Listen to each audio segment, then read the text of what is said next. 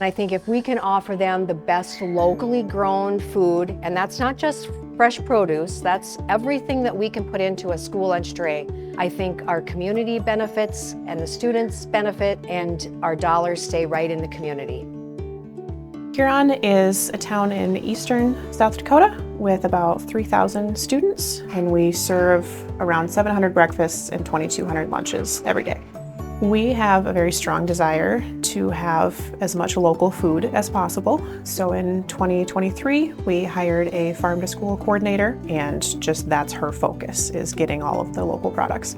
My name is Carla Sawville. I am the farm to school coordinator. Local foods for us are featured mostly in our lunch menus and for our fresh fruit and vegetable program in the afternoon. We are fortunate to be one of the last school districts in the state that does all of their fresh bread baking.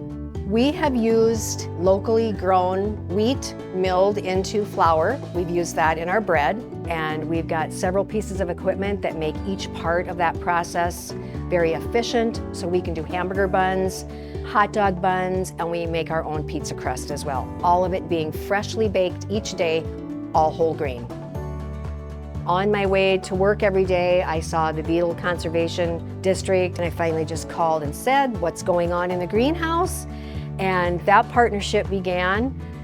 We have purchased a lot of fresh produce from our local growers.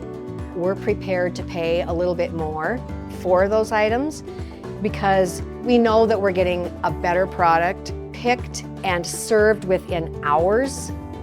We are here on Plainview Farm, north of Bryant, South Dakota. We are the Beverages. I'm Brita Beveridge. I'm Colin Beveridge. This is Leif, Mills, August, and Theo.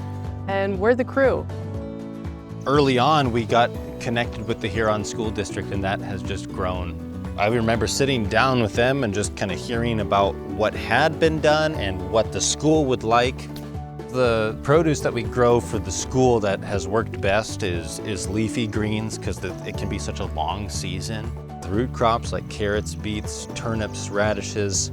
The reason being, like, we can maximize those shoulder seasons of spring and fall. Carla in particular wants more fruit, and we've got 20 apple and pear trees sitting in our walk-in cooler right now ready to be planted.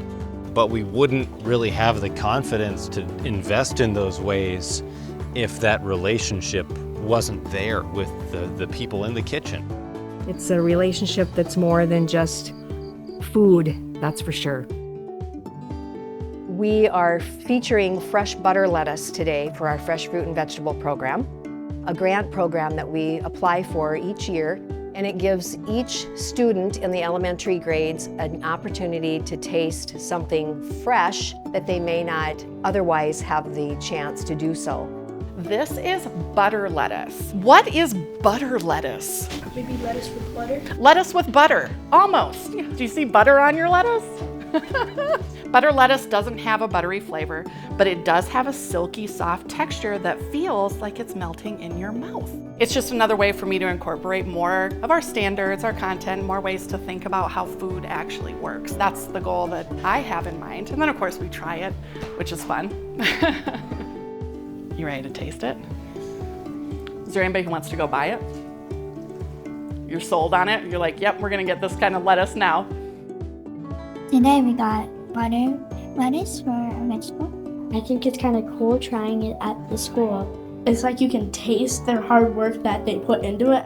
Kids notice a difference, parents will notice a difference, and I think we as school lunch leaders should be on the forefront of real food.